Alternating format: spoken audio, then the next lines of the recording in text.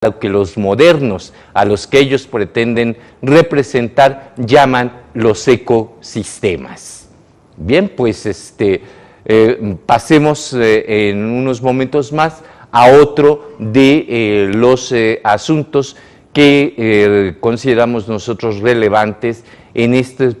semana en materia de seguridad. Y se trata sobre la determinación de la Auditoría Superior de la Federación en relación a si la Secretaría de la Defensa Nacional debe o no construir, debe o no involucrarse en procesos constructivos para instituciones ajenas completamente a la propia institución del Estado mexicano. Este es un asunto que también reviste una importancia toral y fundamental, toda vez que en los últimos 2 años la Secretaría de la Defensa Nacional ha destinado tanto a ingenieros militares como a personal de sus diferentes zonas militares en procesos constructivos de instalaciones que pudiese considerarse que definitivamente entrarían dentro del ámbito de instalaciones estratégicas en materia de seguridad, como son los palacios de justicia, como son algunas instalaciones que resguardan datos personales o documentación de los ciudadanos. No obstante ello, a criterio de la Auditoría Superior de la Federación, estos procesos constructivos no corresponden a la misión y al objetivo fundamental de una institución del Estado mexicano, cuya misión, lo sabemos perfectamente bien, estriba fundamentalmente en la defensa de la soberanía nacional, entendida soberanía nacional no solo la parte territorial, sino la propia estructura social que conforma a los Estados Unidos mexicanos. Y en este sentido, parte relevante de los procesos son fundamentalmente el plan DN3, en donde sí se considera procesos de apoyo a la reconstrucción de poblaciones afectadas por fenómenos naturales, sean sismos, sean inundaciones, pero definitivamente la auditoría no encuentra el quid para poder avalar los procesos constructivos que sí le han generado ingresos complementarios a el sistema de la Secretaría de la Defensa Nacional, a sus finanzas, y que sabemos que se han utilizado de manera muy puntual y muy clara en procesos de adquisiciones de armamentos o actualización de equipos que le permiten garantizar la seguridad de la población mexicana. Gracias.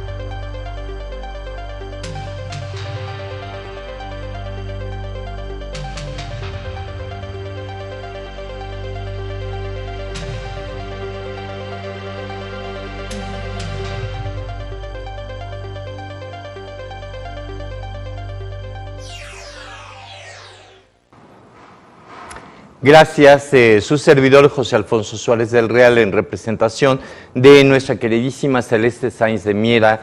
presidenta y directora del Club de Periodistas, en su programa Voces de Periodismo. Y otro de los temas que tenemos que hablar es el relativo a la soberanía energética. Hemos visto que el precio del petróleo ha estado oscilando y nos ha generado una descompensación a lo que fue el presupuesto de la Federación aprobado por la Cámara de Diputados. No habían pasado ni 24 horas cuando se tuvieron que hacer ajustes importantes en relación a los ingresos que se recibiríamos a lo largo del año 2015. El día de hoy nos hemos enterado que el Departamento de Energía de los Estados Unidos de Norteamérica da un aviso que para los estadounidenses debe de ser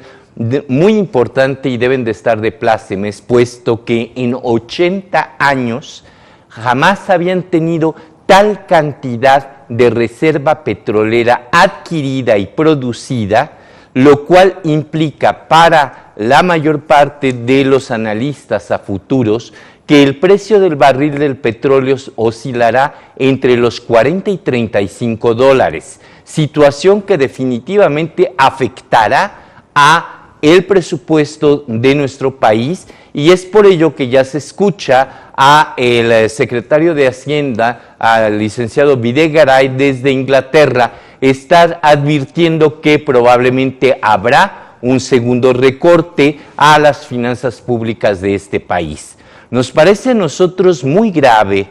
que esta situación se esté dando, sobre todo tras haber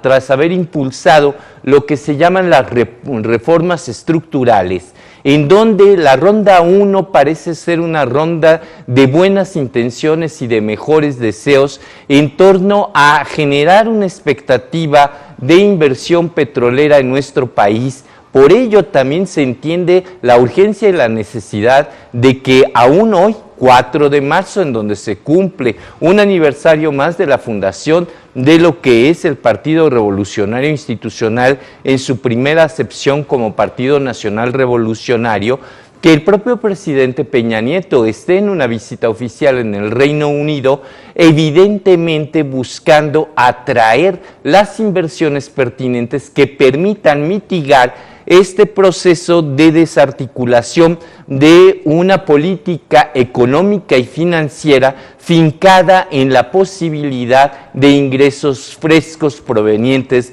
del extranjero. Sin embargo, todo parece indicar que, si bien es cierto que hay interés por invertir en nuestro país, no es menos cierto que ante una expectativa de 35 dólares por barril, pareciera ser que existen otros nichos de oportunidad en otros países. Fundamentalmente hablo yo nichos de oportunidad que este país dejó perder, que sería el agrícola, es decir, los alimentos. No tenemos una autosuficiencia alimentaria y ello va a generar problemas graves en determinados momentos, en tanto que otras naciones le han apostado a la agricultura como una forma de recaudar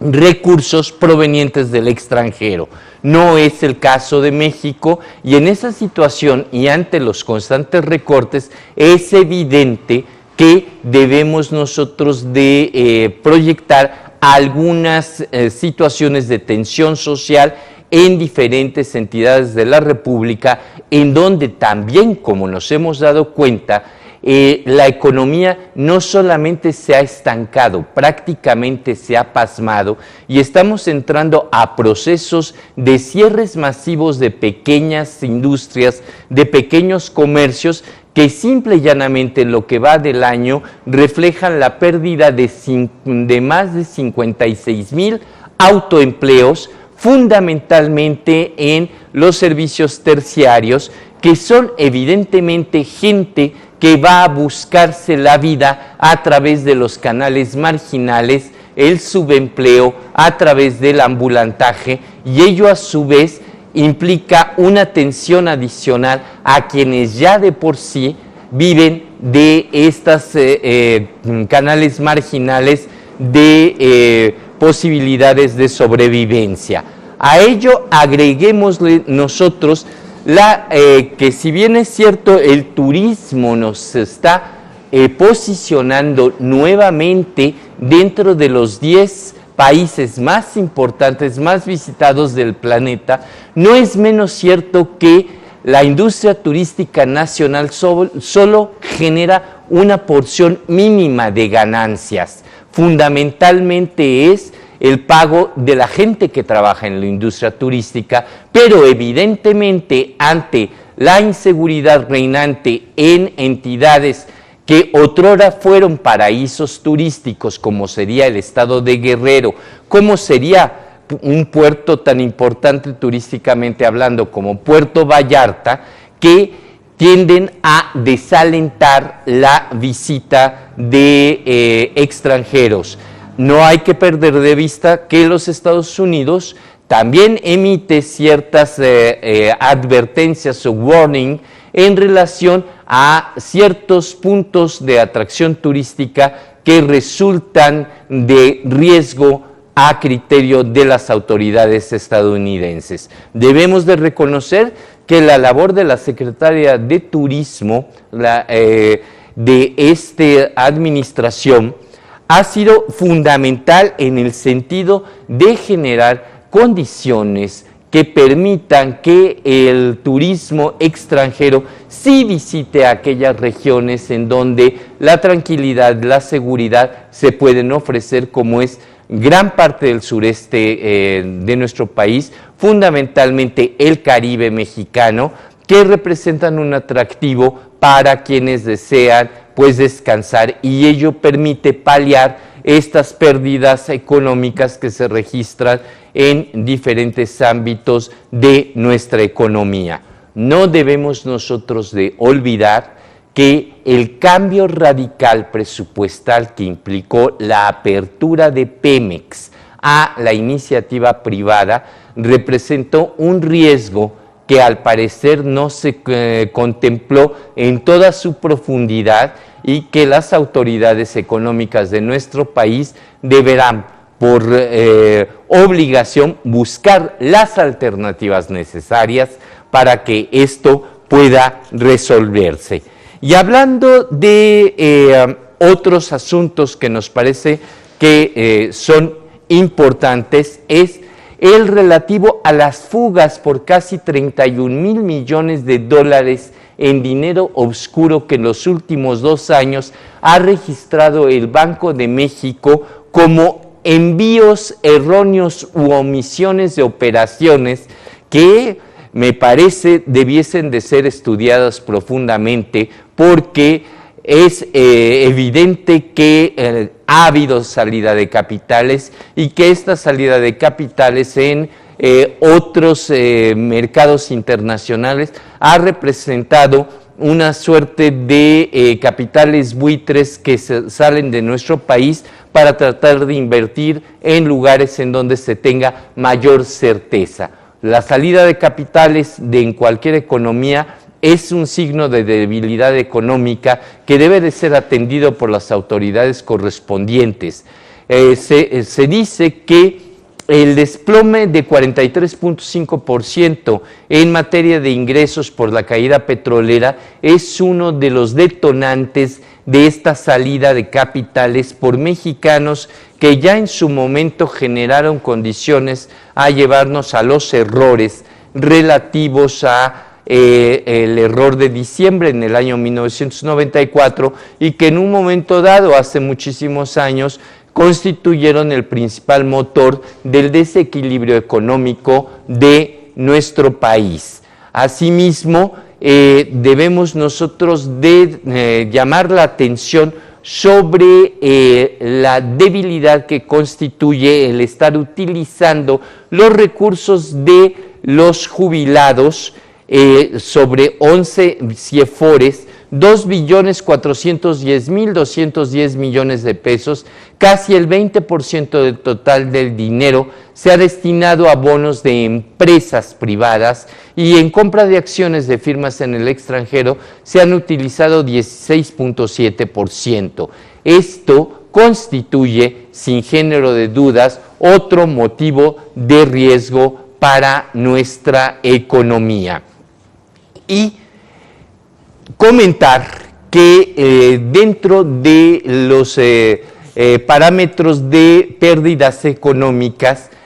Pemex está advirtiendo que dejará de invertir 46.500 millones de pesos tan solo en exploración y que le está apostando a la flexibilidad de la reforma a efecto de que la iniciativa privada sea la que ayude a subir la producción, pero hasta el año de 2019. Esto quiere decir que ya la administración actual está previendo las dificultades que representa este mercado del cual hablábamos, que sobre un ingreso de $35, si bien es cierto que la producción de nuestro petróleo es de las más bajas del mundo, a grado tal de que Estados Unidos está pretendiendo convertirnos de país productor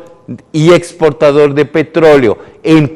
país maquilador de su petróleo para convertirlo en productos, toda vez que nuestros sueldos son mucho más bajos, los costos de producción en el país son mucho más bajos y aquí se paga en pesos, no se paga en dólares, lo cual cumpliría una de los negros presagios de aquellos hombres que se rebelaron ante el general Cárdenas para decirle que tarde o temprano regresaría por aquello que el mexicano les expropió un 18 de marzo de 1938. Vamos a un corte y enseguida regresamos.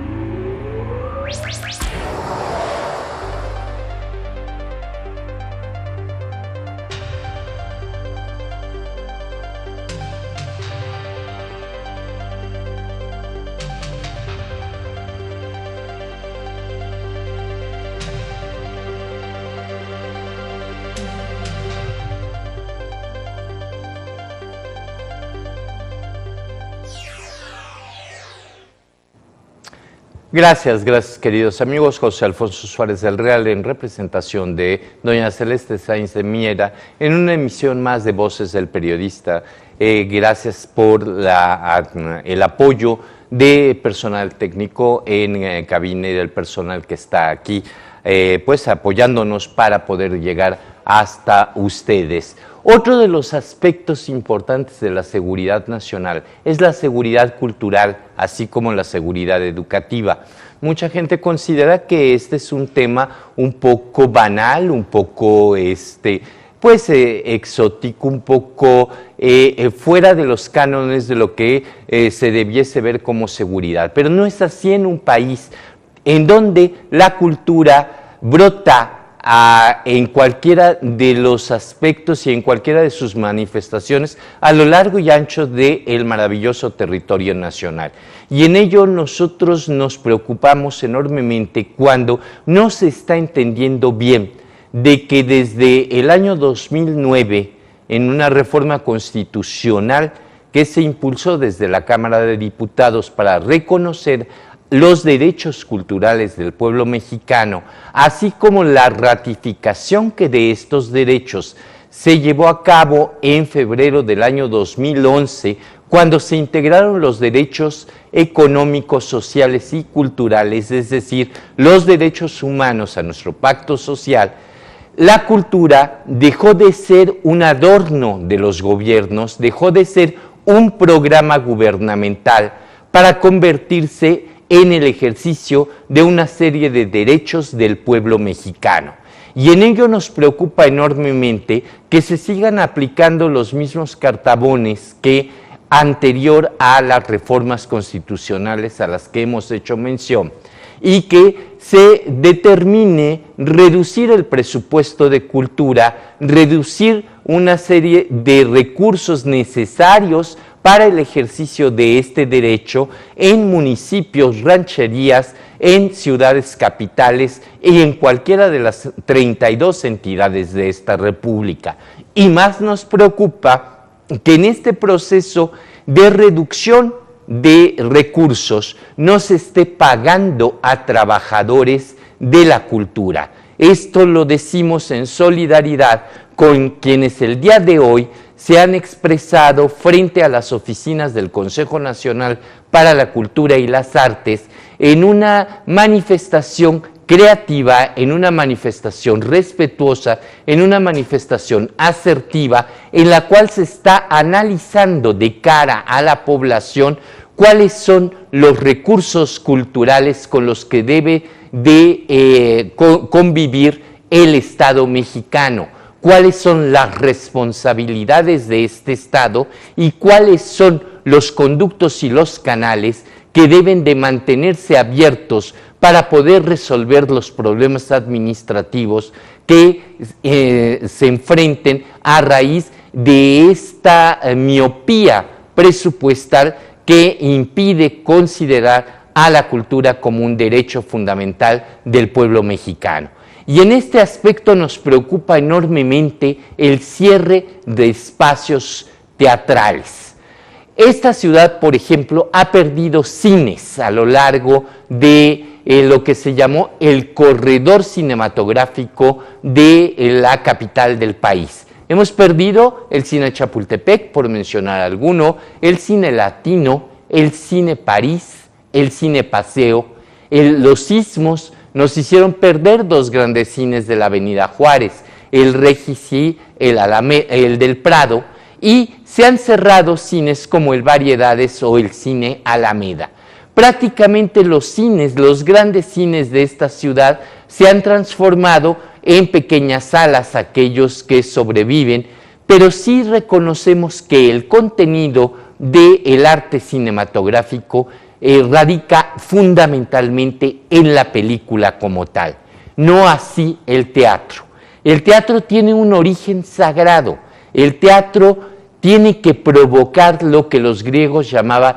la catarsis, es decir, la comunión entre el público, el espectador, el actor, el director y toda la compañía que en torno a una representación teatral se requiere para poder generar esa emoción colectiva que es la que marca una representación teatral. De allí que nosotros no entendamos el por qué a 30 años de distancia se determine que un teatro histórico fundamental en la construcción de públicos de esta ciudad, como es el Teatro Jiménez Rueda, ubicado en la Plaza de la República, se argumente que, derivado del sismo de septiembre de 1985, es decir, casi hace 30 años, el edificio se encuentra dañado y por tal motivo se tiene que demoler este teatro en donde mi generación y generaciones que me siguen recibimos lo que se llamó el teatro escolar, espacio al cual un gran director, Miguel Sabido, como responsable de ese teatro escolar y con una compañía nacional de teatro de primera magnitud, nos acercaron al teatro clásico español. El Palacio de las Bellas Artes era el espacio en donde entrábamos nosotros en contacto con todo lo que era el teatro prehispánico, el Popol Vuh, todo lo que era ballet folclórico, etcétera, en tanto que el Jiménez Rueda se dedicaba fundamentalmente a Juan Ruiz de Alarcón, a Sor Juana Inés de la Cruz y a el teatro moderno también español, como sería el caso de Federico García Lorca. Su servidor, como servidor público de la demarcación en donde se ubica este teatro, nunca recibió noticia alguna de que hubiese alguna falla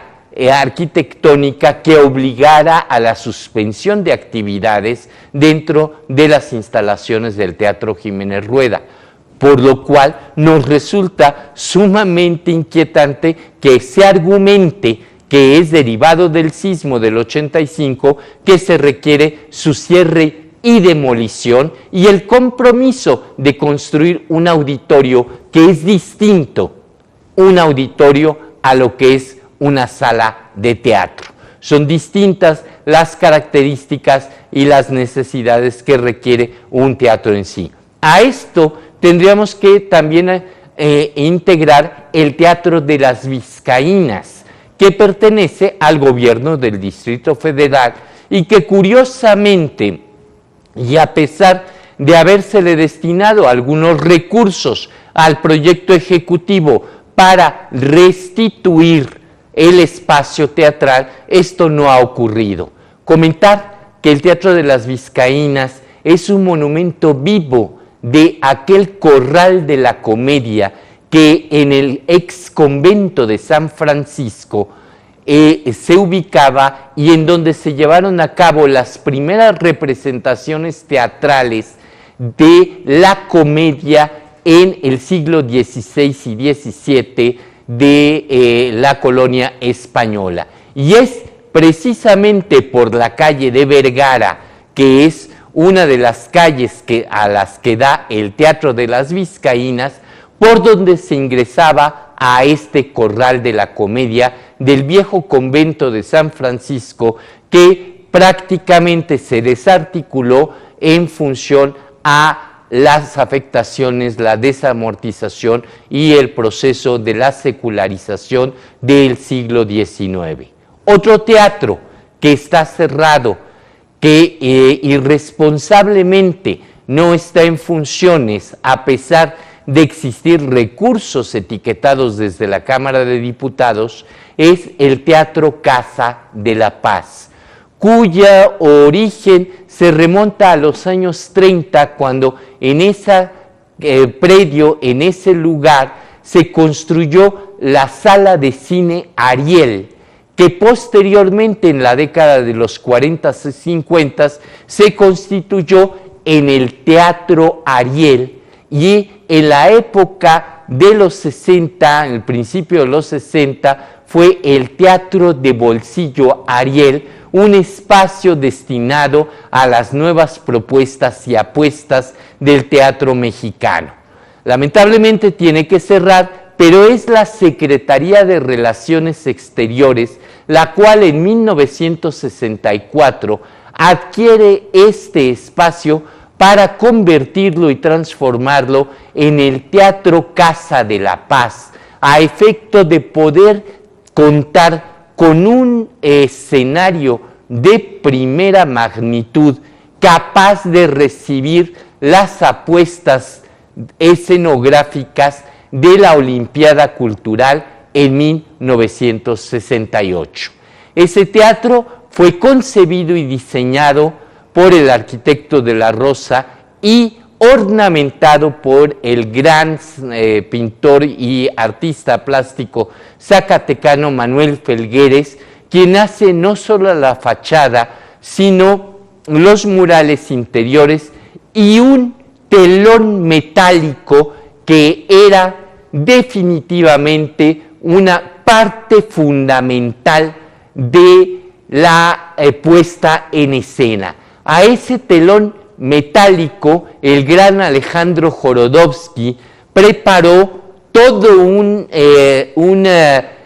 intervención artística en que se mezclaba música clásica, música renacentista, música moderna, y se hacía un extraordinario pasaje por la poesía latinoamericana en la voz de los grandes actores de la época, y ese espectáculo que duraba tan solo 7 minutos el día de la inauguración mereció 2 veces el encore, el aplauso de la gente para que se volviera a reproducir antes de escuchar a un Salvador Novo y a una Silvia Pinal en una extraordinaria puesta en escena que hizo historia en su momento. Gracias, queridos amigos, por habernos acompañado en una emisión más de Voces del Periodista. A nombre de su titular, Celeste Sáenz de Miera, soy su servidor José Alfonso Suárez del Real, deseándoles que tengan muy buen provecho y nuestro agradecimiento a Anunciación TV por su hospitalidad.